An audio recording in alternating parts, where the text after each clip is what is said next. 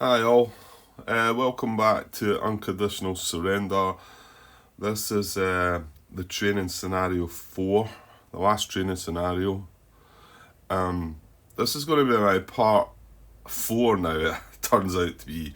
I recorded one huge big chunk last night, which turned into, I want to say, was it 2.5 hours or something? 2 hours 40 minutes, I think. And then I thought, right, well, I'll have to chop this up somehow. And I created a 40-minute introduction. Unfortunately, I wasn't really preparing myself for it, so I've not sort of signed off and signed back on to parts 1, which you're going to see, which you've maybe already watched, or if you care. Parts 1, 2, and 3 are all kind of come from the one bit. But I had to split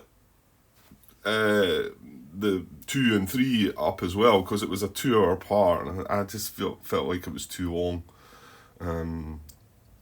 Yeah, it's going to discourage people from watching it, I think. I think when you go over the hour and a half mark, it's, unless you're really dedicated. But I mean, most people, if you're watching this, you're interested in the game, and maybe you would. I mean, I would, but I mean, some people won't, and it's a bit off-putting. And if you can get them about an hour at most, it's probably better. So I'll try and be better prepared. I guess it was me just starting, and I wasn't sure where I was going, and I talked too much, obviously, and I never really got started in Poland until we were like 40 minutes in or something. But I did want to introduce the game a little bit as well, so we've done that. So we finished last night finishing off the Axis. What is it? Their operations phase basically, and then now we would go into the Western operations, and then after the Western you would look at the Soviet. But there's no Soviet stuff to deal with, so we do have Western operations though. So I did say that we might do something there. Probably not here. I'm not going to try and look at anything too clever and whatever. I mean, I don't think there's a need to move any of the French stuff about. A lot of people that are watching that have played the game before probably would make some adjustments to that. The thing is, I don't think you need to have these units set up. I think when you're playing the game, could I not be right in saying that you can set them up as you choose, as long as they're within their country? I don't think all these things need set up like that. I could be wrong, but I mean, I'm not going to mess with any of that. The setup, if it gives me a historical option to set up, yeah, I'm good for it. But some of you might mess about with that, and some of you might make some alterations as well. I did talk there about. I've not looked into that yet, about the fact that can these air units not sort of like. I don't know, because I feel like France can't go into Germany. Oh, that's something I'm like to look at. Yeah, hang on. Right, I think that's the bit that was confusing me. You've got two policies in effect. You've got the appeasement. Well, we've now not got the appeasement policy in effect. But you've got appeasement and Nazi-Soviet pact. And appeasement basically has a truce with the Axis and the Western side, like, isn't it? Yeah. An Axis counter cannot move, retreat, or be placed in a Western country. Western Axis units cannot attack. A Western counter cannot move, retreat into an enemy country. Neither the Western faction nor the Soviet faction can declare war. So that appeasement doesn't not allow Germany to declare war, the Axis to declare war, and that's of course how this all starts off. So you've got that policy in play, and you've also got the Nazi-Soviet pact, which is exactly the same regarding the Soviets. And that one in particular, and that's what I like to check up on, it says while that policy is in play, neither the Western faction nor the Soviet faction can declare war. So that stops the French. Although we've declared war on the West, they can't declare war themselves anywhere while that policy's in play. And then once that policy goes away, then it's a free for all, I guess. But the fact we've declared war on the Western faction, I mean, we've not declared war on France, the actual country. We've just declared war on the West. So I think when we go into France, we've actually got to say it. We've got to do that in the declare war phase. We're declaring war on France. So it still doesn't help me with this bit about if these aircraft can. And I don't know, I mean, I wouldn't have thought they could, but I'm sure I watched somebody, or somebody was talking about the fact that they could do airstrike. Or for some reason, I felt like it was the French could airstrike the Germans, but not the other way around. And I don't know why that would be, but yeah, I don't know. I'll maybe leave that in the video, and if anybody watches that knows what, maybe what I'm talking about then. Anyway, I'm not going to mess with any of that. The only thing we might do is over here, and that's only units. There's no other units on the map. We do have the, well, that's not true, Grant. You've got the British ones that should be down here in the south of the Mediterranean, in North Africa and that, and Malta, Gibraltar. I think. Well, hang on a second. Let me see if I can find something. Well, it's West. I called it Western Defence Force. It's Western Desert Force, isn't it? Give me a second.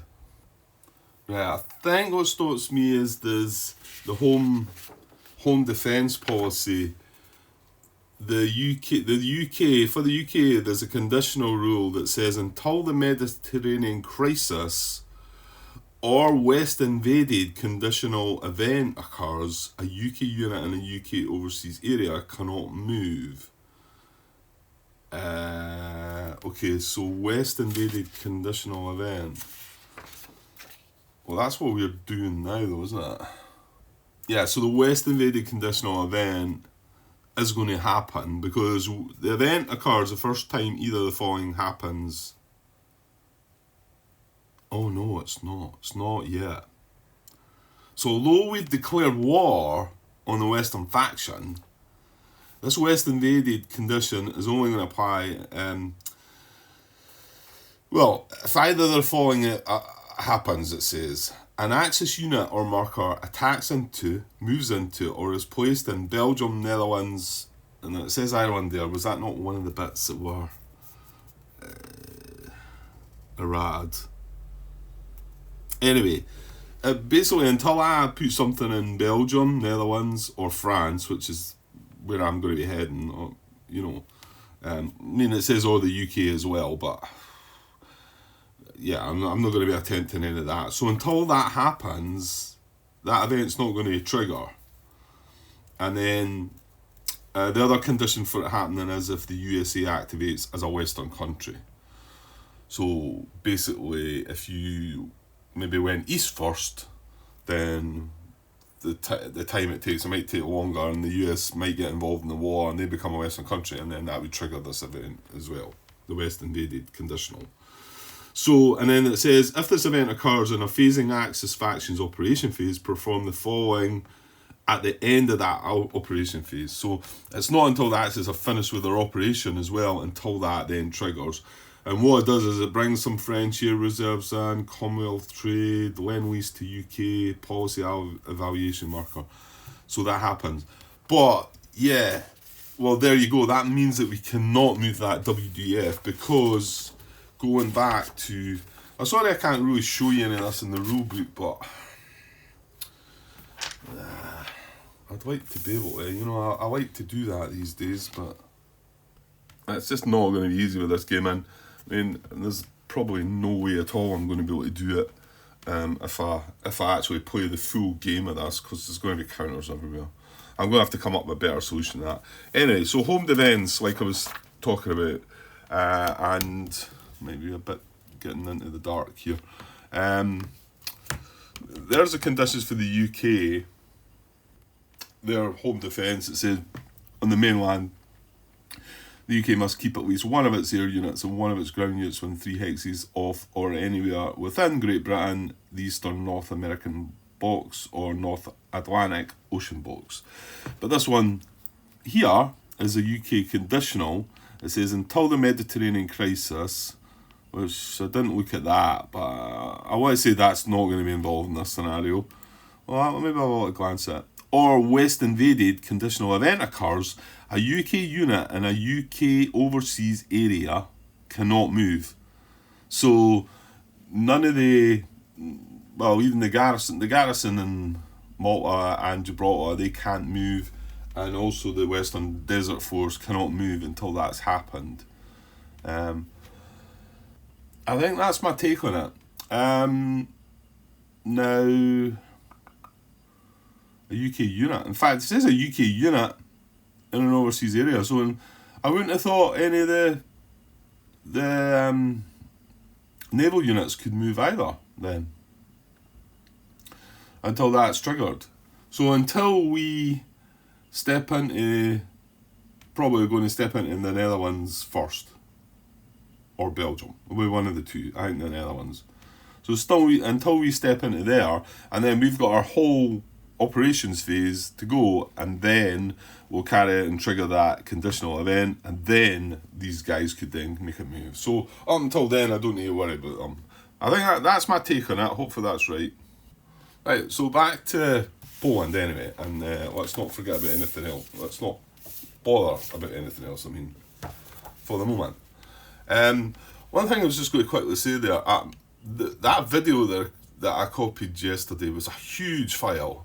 And even when I broke it down a bit, it was still a huge file. And I noticed I produced my videos at 1080, and I look at it there, most of the videos out there are at 720, you know.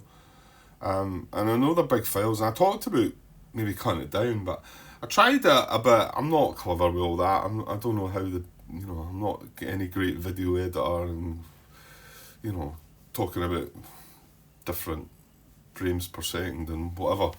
But I thought the file size might be quite large, so I did cut it down. I done a wee test last night when I was messing about, and cut it down, and I thought, oh right, that's cut it down quite a bit. But then I looked at the video footage, and to me it just didn't look as good as. So I might just stick with what I've got. But if anybody's put off by the size of the files, I mean, some of you will just probably watch them on YouTube, but I mean, I generally copy them onto my tablet if I'm watching anything.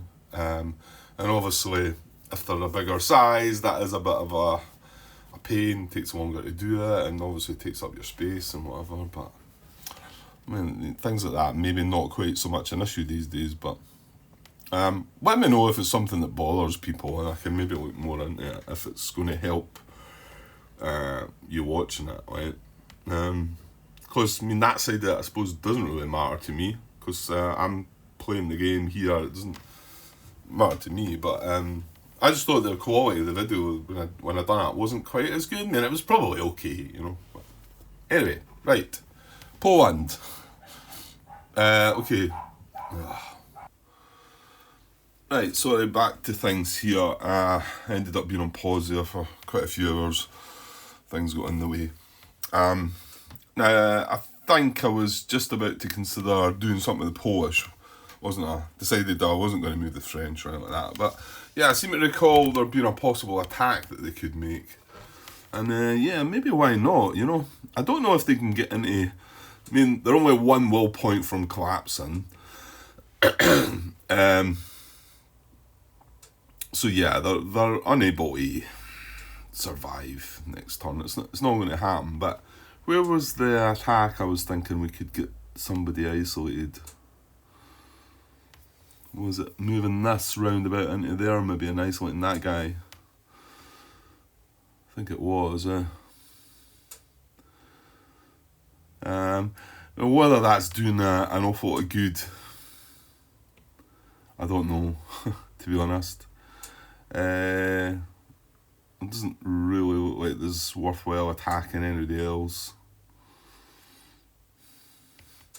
These two guys could join up and assault, but this guy's in the hill. He's in a rough terrain.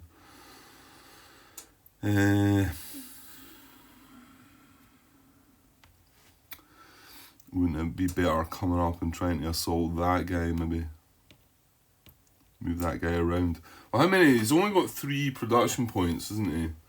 So can really only activate 3 units. Well, that's restrictive then, isn't it?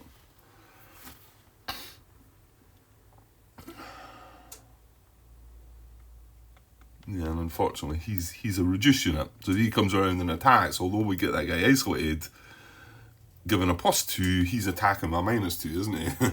Because he's reduced.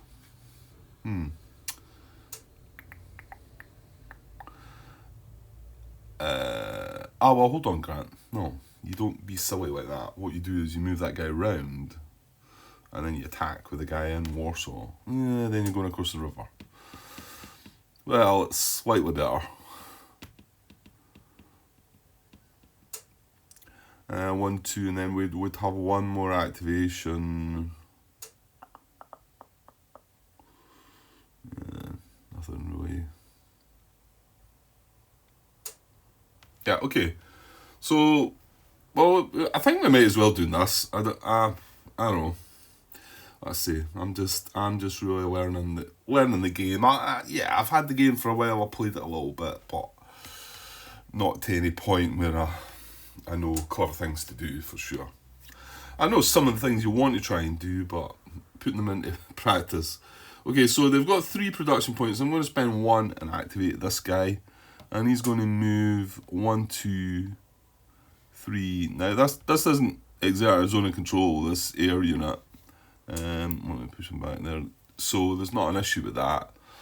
Oh no, I can't move up there. I can't move up there because that's moving into Eastern Prussia. So I don't think I can do that. After all.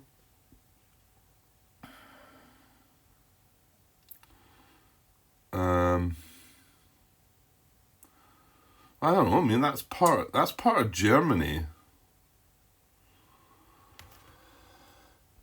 I mean, if that was the case, he could actually stroll in and go into Königsberg there and take that city. I get the feeling we're not allowed to do that, but then why would you not be? If your country's been attacked, why would you not be allowed to move into the country that was attacking you? You know? Or, like, that's Eastern Prussia's, obviously it's linked to Germany, it's not directly part of Germany. Well, you know what, I better not start assuming things and whatever, but I mean, it says it's part of, it's got GE beside it, so it's Germany. Now, where would I find where it told me that unit couldn't do that then? Let me see if I can find that. I'm not 100% sure if I'm allowed to move in there or not. It's not really going to do me any good going and taking that. However, it would have done me some good in isolating that unit to have an attack at it, so I probably would have done that. But I'm just not sure I'm allowed to move into that territory. Like I've said, it seems like it should be alright. Germany's declared war on us. It's a German country. Why not? I'll leave it, and I'll leave it there. Maybe somebody can make a comment. I just get a feeling there's something that should prevent that. What I'm going to do is, I've got 3 production points, so I'm going to use 1. I'm going to use 1 to activate this guy actually, and then I'm going to move him in there, and I'm going to assault a German unit. So we've not done this. This is the other thing you can do. When you carry an assault, you only get 1 assault, whereas a mobile attack, you can keep going and going. That's why I never brought the dice out for the movement there, because my intention wasn't to do. Yeah, I wonder if it would have been better to attack them. Thing is, they're getting a +2. We're getting nothing. They're not got any air though. That's the thing. Whereas at least this way we would get a +2 as well. What I'm thinking is you can have an assault of 3 units, maximum of 3. So I could get 3 units attacking all at once, and then for any more than the first unit that's attacking, you get a +1 for each one. So we would get a +2. And you also get to decide which is a primary attacker. I wouldn't use that guy because he's got a -2. And what I thought I was do is move this guy out. Yeah, I can move him out and into there, and then bring this guy up into there, and then these three can attack, and I can use this as a primary. In fact, I could just use that to come up. Is all that really worthwhile, Grant? Wouldn't you be better just activating your Polish units that are adjacent and having a wee bash at them? You might get lucky. You know what? Let's take that back. Now, where was he? 2436, he was there, yeah. Well, let me take that back then. Hang on. Yeah, let's just activate this guy, and he's going to attack this. Why not? So he activates, he's got 8 movement, and then he's going to use 2 of it to attack this guy. So down to 6.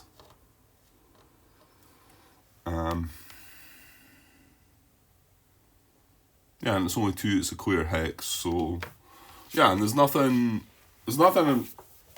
we can commit, and actually there's nothing they can commit either, because they don't have any, you'll see they have ground support markers there, but they can't be attached to actual German units. It's only the minor countries that might come along and join them, they can be used on. It tells you in the rules somewhere. I maybe should. Well, hang on. Why not look it up just now, Grant? Yeah, it says a faction may play 1 ground support in a ground combat involving any of its ground units. Exception: it cannot be played if that unit's country has an air or tank ground unit in the whole game, whether or not it is used in the scenario being played. In the combat, the running faction applies a +1 DRM. After combat, roll a die, put out that many turns. Yeah, so see how the Western ones we were using for Poland, because Poland's an ally. Well, if Germany had any allies that didn't bring along tanks or air units in the game, then they could get a ground support. That's why Poland was able to get that, because it doesn't have tanks or air units. Okay. Yeah, let's just do this for the fun of it, I think. I don't think there's nothing else, I think, unless where are they going to get the extra? No, they're going to wipe us out. That's one point. Yeah, let's not bother. Let's just go out, try to fight something, right? Right, so there we are, and this time the Germans are the defender, the Polish are the attacker. They have no bonuses though, so it's +2 to the Germans, so that's all that's happening. So let's roll and see. And same dice, so this is the German dice, that's Polish dice. So it was a good Polish dice, however it was a pretty decent German dice as well, wasn't it? So 4 plus the 2 is going to be 6, so it's 6 against 6, so no effect there. Right, they'll spend our 2 points and do it again, why not? So down to 4, we're going to attack again. Oh, I've not shown you that. Alright, that's probably curtains.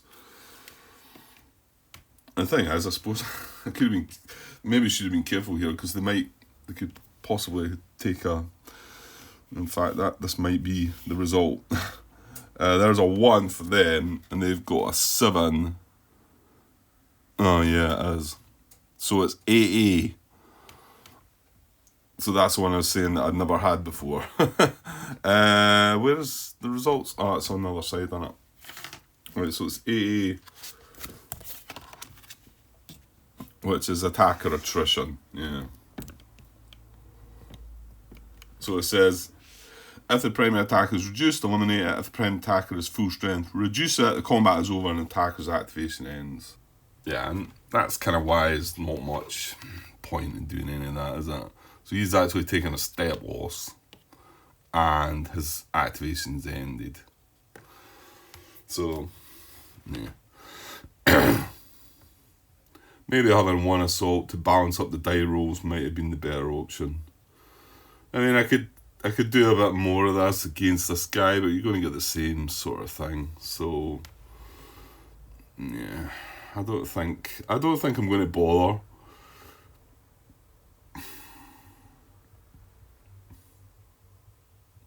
Yeah, I don't think I'm going to bother.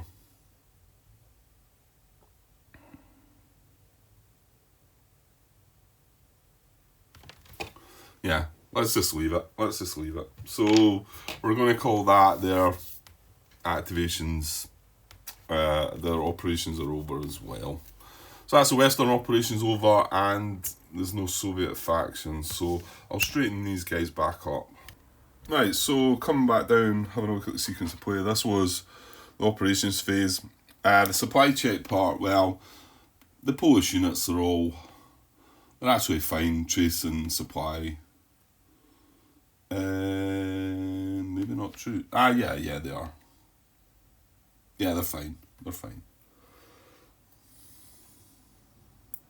Yeah, it's okay. So now we move on to the next steps. Like I say, there's no Soviet faction involved in any of that part anyway. So no supply phase. If any units were in no supply, we'd look at that. No. Right, replacement phase. Spend production points to improve a phasing unit in a hex or map box. Flip a reduced strength ground unit over to its full strength side, or remove up to 2 sorties from an air or naval unit. So here's the production. Well, we looked at this initially to see how much it costs to activate stuff, but this is the replacement part here. So you can see it's 1 point to flip a leg field ground unit to its full strength. So in actual fact, that Polish unit will be able to get flipped over, won't it? Yeah, I think so. And then 2 if it's a mobile ground unit. And then if you want to remove, you can remove up to 2 sorties from 1 fighter or convoy unit. At the cost of 3, you can remove up to 2 sorties from 1 bomber or surface unit. Well, there's no bombers in the game, but that would cost you 4. Surface unit is the fleets that I was talking about. So you've got convoys, fleets, and then the last one is if it was a carrier unit, which the UK have got a carrier unit. That would cost 5 to remove up to 2 sorties off of them. So again, we're starting with Axis. Well, they've got no reduced units. They do have, let's just check their, they've got 18 production, and they want to have 5 left at the end of this, because they want to keep 5 to do the diplomacy. And that's all you need. You need 5 points to do diplomacy. You don't, if you know, you can't do it twice. You can't have 10 and do it twice. It's just 5. So, but what they can do is get these sorties down a little bit. It costs 3 points to reduce this. So this is going to go down to 4 at the cost of 3 points. Oops.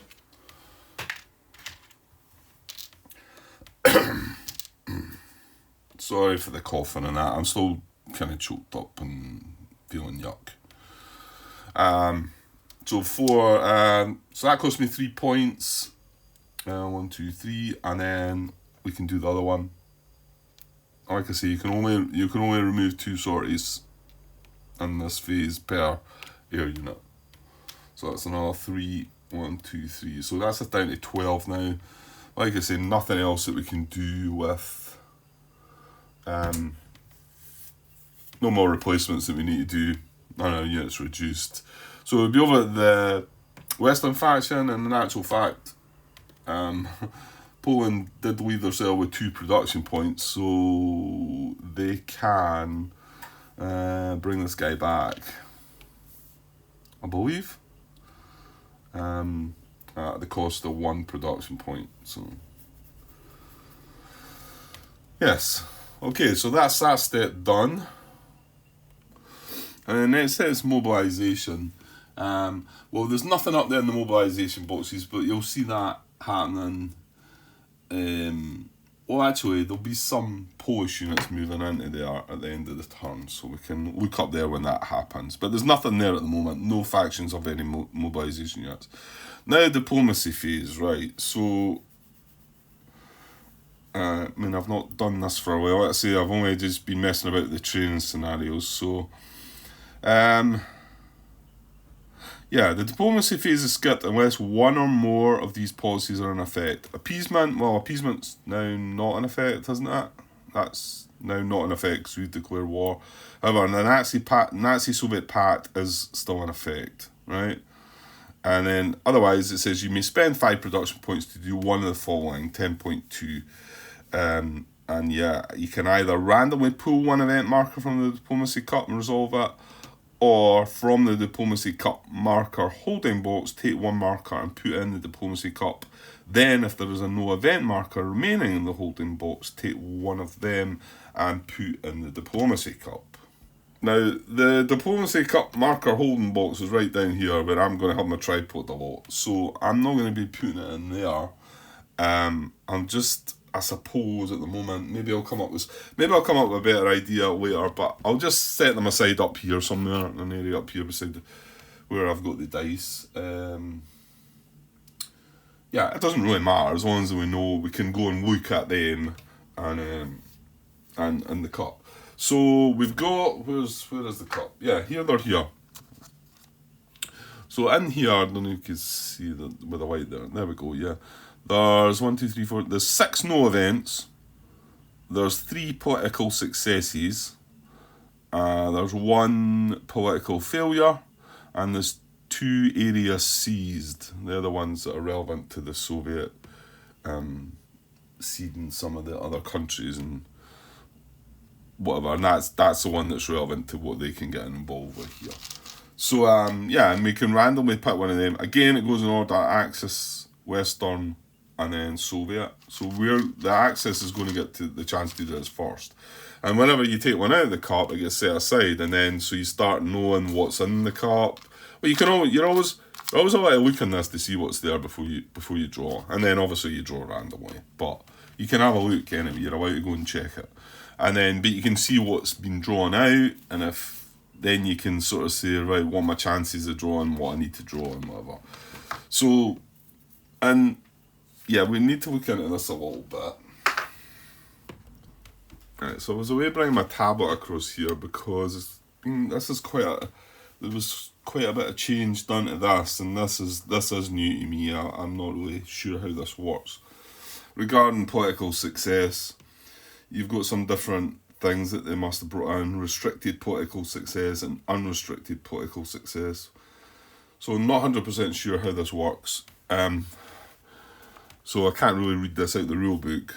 If it comes to this, I'll need to read it out from the updated rules, and it makes me more think I should probably print the rules out. But anyway, right. So the Axis are going to spend 5 points because they want to try and draw political success out the cup, to try and encourage somebody else to join the war and help them out. Well, remember that's part of one of the conditions for victory, isn't it? They need somebody else to join them.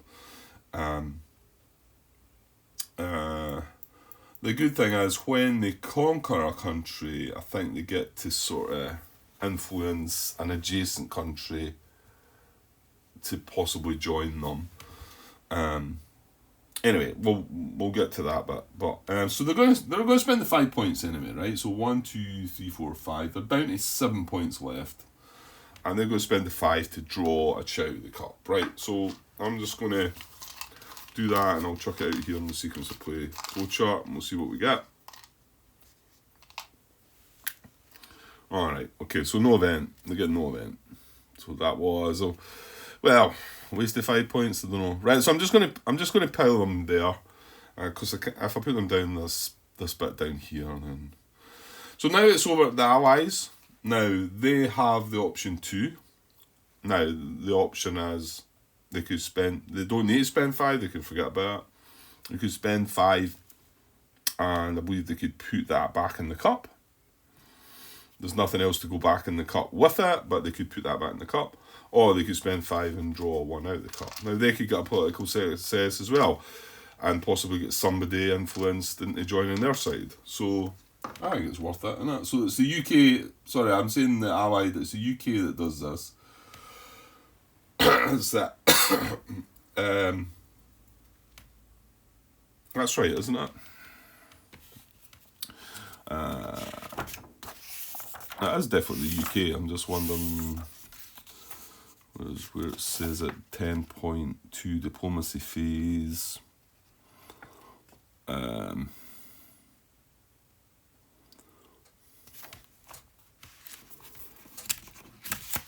Hang on a sec.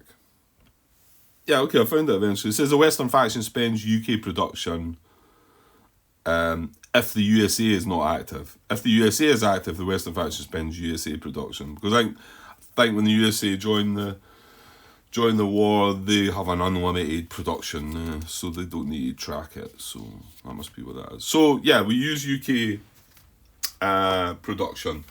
So they're going to spend 5 as well. So they've got 10, they've got 18.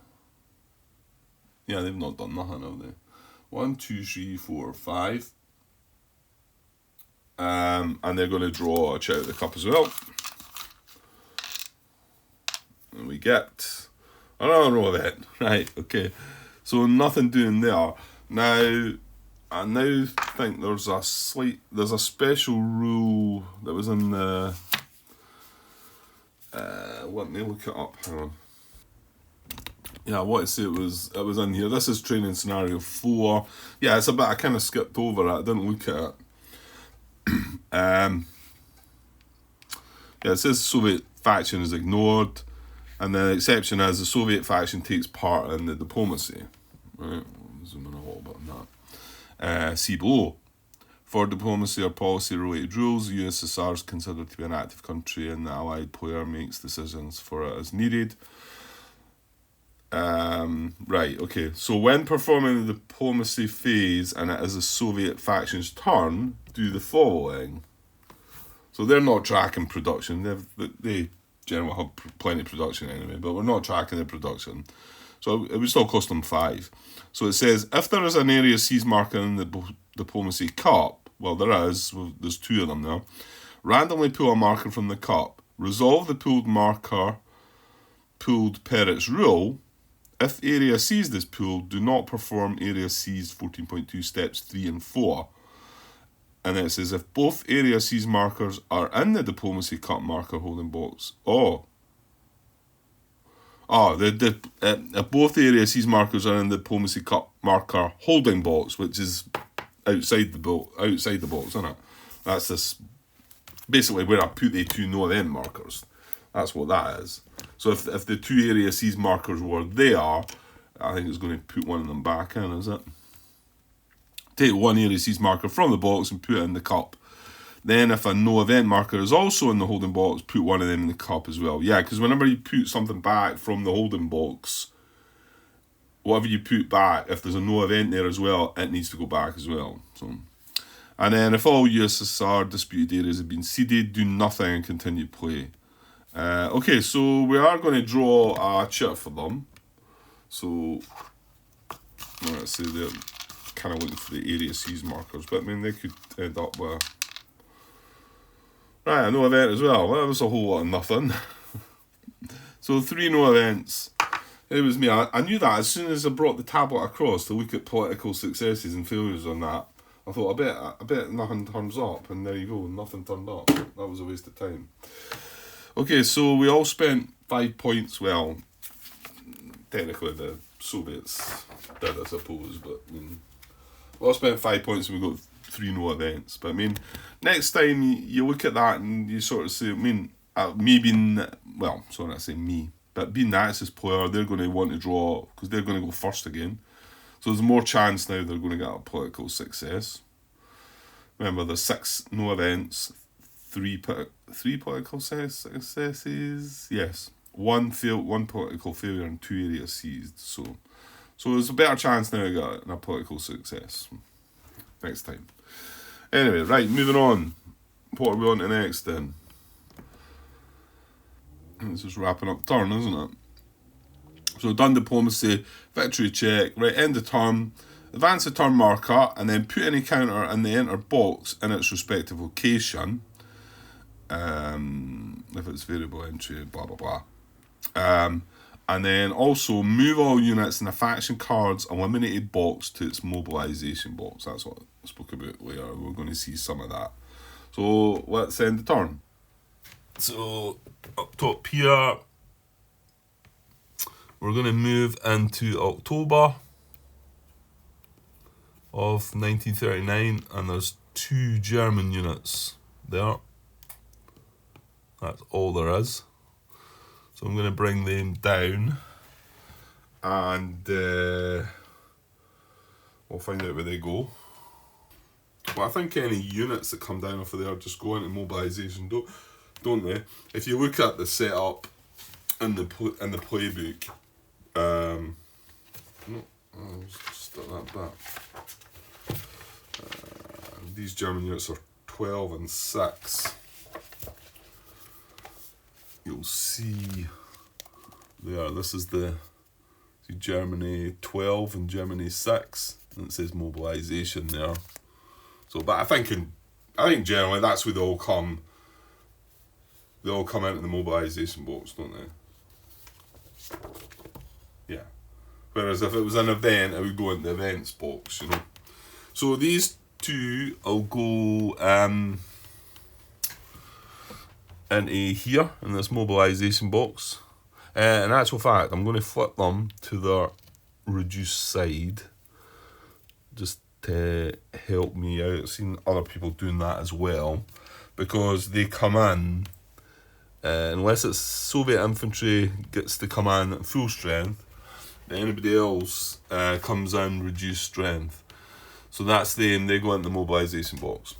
And then finally, in the last part of the end of turn phase, is move all units in a faction card's eliminated box that's mobilisation box. Well, all these three are going to come down, these Polish units. I don't think it's not going to matter, but they're going to come down there, and they could rebuild if Poland were to get an activation again. So, like I've said, there's 4, and there's only 1 will they've got left, so. Okay, and that's it, that's the end of the turn. Yeah, nothing to it, was it? Didn't take long. Yeah, maybe I should have, if I didn't say it first, if somebody's maybe watching this haven't seen my videos before, my videos are very long, very long. That's how I enjoy doing it. I'm sitting here just playing the game myself, and wouldn't matter if I had the camera on or not. It's how I play the game. I take my time, and yeah, I go on a bit as well. And the camera, it's maybe sometimes worse, but I found that, and funnily enough, I was talking about this, and I might have already mentioned it, that I found that when I started recording videos, it kept me more interested in the game, and I actually carried on with some games, whereas other times before, when I didn't do that, I just lost a bit of interest and sort of says, I'll move on to that other game now. That's that. We've had a wee shot of this. Whereas I think when you're doing the recording, you feel like you've sort of got a bit of commitment, and you've got to sort of put a little bit more into it, you know. It's not to say there's 2 or 3 recordings I made where I did sort of stop when things weren't sort of running too smoothly or whatever. And then the other thing is that maybe a game's not what if I'm not enjoying it or something like that. I mean, it's not much fun.